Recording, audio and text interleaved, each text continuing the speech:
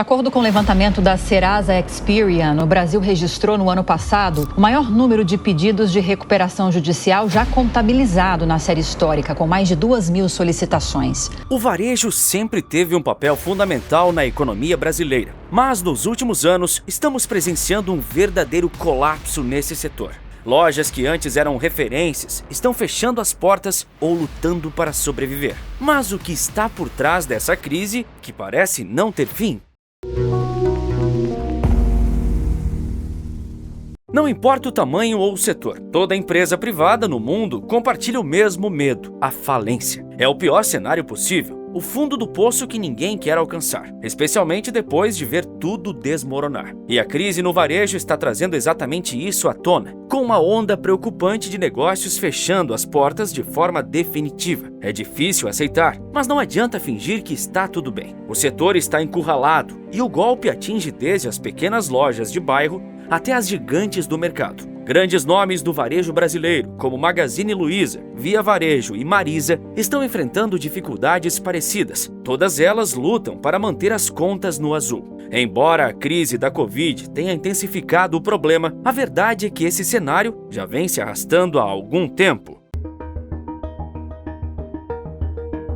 Você provavelmente já está acostumado a ouvir que a Magalu, que um dia foi considerada a Amazon brasileira, está em queda livre na Bolsa de Valores há anos. A situação chegou ao ponto de a própria fundadora, Luísa Trajano, gravar um vídeo pedindo aos clientes que voltem a frequentar suas lojas. Por mais que em 2024 ela voltou a respirar, anotando resultado positivo em seus cofres, a empresa registrou um prejuízo líquido de 301 milhões de reais apenas no segundo trimestre de 2023. Comparado ao mesmo período do ano passado, quando registrou um prejuízo de 135 milhões de reais, o Magazine Luiza viu suas perdas dispararem, com um aumento impressionante de 123%. E a situação difícil não se limita ao setor de eletrônicos e varejo geral. A Tok Stock, referência em casa e decoração, também está enfrentando sérios problemas financeiros. Nos últimos anos, veio à tona que a empresa acumula uma dívida superior a 640 milhões de reais. Atualmente, a empresa está renegociando sua dívida, contando com o apoio do Banco do Brasil e do Santander como principais credores. No entanto, essa reestruturação não foi suficiente para evitar o fechamento de várias lojas, o que levou à demissão de centenas de funcionários e à necessidade de realizar liquidações com preços promocionais para escoar os estoques. Enquanto isso, a Guararapes, controladora da Riachuelo, também enfrenta dificuldades financeiras. No terceiro trimestre de 2024, a empresa registrou um resultado financeiro negativo de 56,8 milhões de reais, revertendo o lucro de 26 milhões obtido no mesmo período do ano anterior. A empresa justificou essa queda alegando uma diminuição nas vendas. Já a Via Varejo, dona das marcas Casas Bahia e Ponto Frio, registrou um prejuízo líquido de 369 milhões de reais no terceiro trimestre de 2024, menor que o resultado negativo de 836 milhões apurado na mesma etapa de 2023 e levemente abaixo da perda esperada pelo mercado. Uma melhora significativa, mas longe do ideal, longe do resultado que toda empresa busca, que é o lucro no fim do mês. A situação da Marisa, tradicional no segmento de roupas femininas, também não é nada animadora. Em 2023, a rede anunciou o fechamento de até 92 lojas, numa tentativa de recuperar a capacidade de gerar caixa e voltar a ter recursos para investimentos e manutenção das operações. O objetivo é finalmente sair do vermelho e voltar a lucrar, após anos de dificuldades financeiras. Para ter uma noção da gravidade da situação da empresa, basta saber que nos primeiros meses deste ano, ela perdeu 5 executivos de alto escalão, que renunciaram aos seus cargos. Além disso, a companhia precisou vender os direitos sobre os créditos que ainda tinha a receber, numa tentativa de conseguir algum fôlego financeiro. No terceiro trimestre de 2024, a Marisa registrou um prejuízo de 71,2 milhões de reais, resultado menor que o anotado no mesmo período de 2023, sofrendo uma perda de 196,4 milhões de reais. A empresa tem feito de tudo para renegociar prazos e dívidas com fornecedores, credores e donos de imóveis, além de reduzir os investimentos em estoque e cortar despesas operacionais ao máximo. No entanto, resolver esses problemas a curto prazo não é nada simples, principalmente porque a raiz da crise vem de longe. As recessões de 2015 e 2016, somadas à pandemia de 2020, enfraqueceram as finanças da população e prejudicaram o crescimento das varejistas de maneira geral. E com a Marisa, a situação não foi diferente. Manter uma sequência de prejuízos gigantescos, ano após ano, é algo insustentável para qualquer empresa. Uma hora o colapso chega. As lojas americanas sabem bem disso. A rede está presa em uma crise que parece não ter fim. Você já deve estar por dentro das razões por trás disso. Mas tem um detalhe que talvez você não saiba. O escândalo da Americanas não afetou apenas a própria empresa. Ele também trouxe um impacto negativo para o setor de varejo como um todo. E eu vou te explicar por quê. A verdade é que a crise da Americanas foi resultado pura e simplesmente das suas próprias falhas. Seja por uma impressionante falta de competência dos executivos, considerados entre os mais renomados do Brasil, ou por algum ato deliberado de má-fé. O fato é que a própria empresa admite que a segunda hipótese não pode ser descartada. De acordo com a empresa, a gestão anterior estava intencionalmente manipulando os números financeiros de uma das maiores e mais influentes varejistas do Brasil. Esses números falsificados acabaram gerando um prejuízo de pelo menos 20 bilhões de reais, incluindo dívidas gigantescas.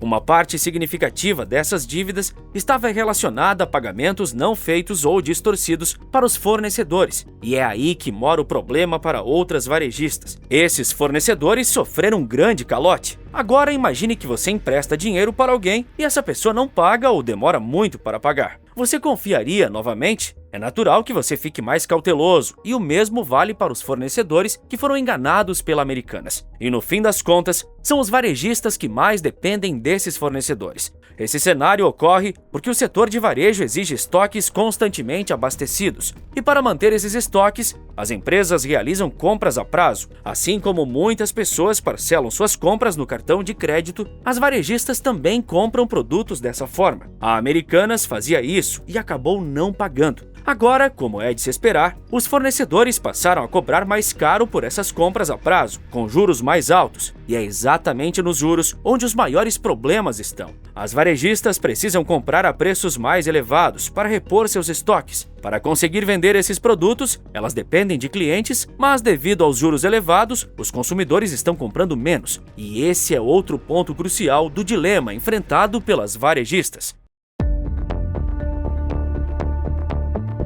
Você provavelmente já ouviu várias vezes as reclamações sobre a taxa básica de juros no Brasil. Mas o que está por trás disso? A razão é simples. A inflação estava fora de controle. Em 2024, o Brasil chegou a enfrentar uma inflação de 4,83%, acima do limite da meta. Uma alta generalizada de preços nesse nível é um pesadelo para qualquer brasileiro, pois acaba trazendo à tona lembranças da época da hiperinflação, por mais que esse período já tenha ficado para trás. E para lidar com esse problema, a solução é bem dura: aumentar a taxa de juros. Foi exatamente isso que o Banco Central fez. Apesar das críticas vindas do governo nos últimos 2 anos, a taxa Selic, que estava em torno de 2% em meados de 2022, subiu recentemente para cerca de 14,25%, quase alcançando os 15%. Com isso, o Brasil se tornou o país com a maior taxa de juros reais do mundo.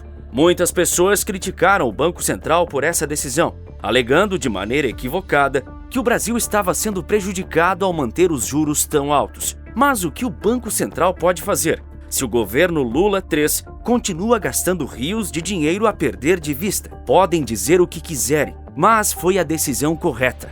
E isso é algo que afirmo com base exclusivamente em dados. A inflação do Brasil seria maior caso a taxa Selic não fosse reajustada desde o segundo trimestre do ano passado. É o que afirma o presidente do Banco Central, Gabriel Galípolo. Com isso, no acumulado dos últimos 12 meses, a inflação ficou com uma média de 4,83%, valor acima da média, mas valor que poderia ser muito pior. Essa taxa de juros elevada foi a responsável por nos tirar de uma inflação superior a 10%. Mas como já mencionei, foi um remédio amargo. E o amargo vem justamente no impacto que ele tem sobre a atividade econômica. Com os juros altos, o crescimento econômico do país fica comprometido. As empresas, especialmente no varejo, são completamente contrárias a uma taxa Selic tão elevada. Luísa Trajano, por exemplo, já fez vários apelos para que o Banco Central reduzisse essa taxa. Porém, seus pedidos não estão sendo atendidos. Ano após ano, o Banco Central precisa aumentar a taxa de juros para conter os gastos desenfreados do atual governo. Agora, resta saber se as empresas do varejo serão capazes de se recuperar e crescer.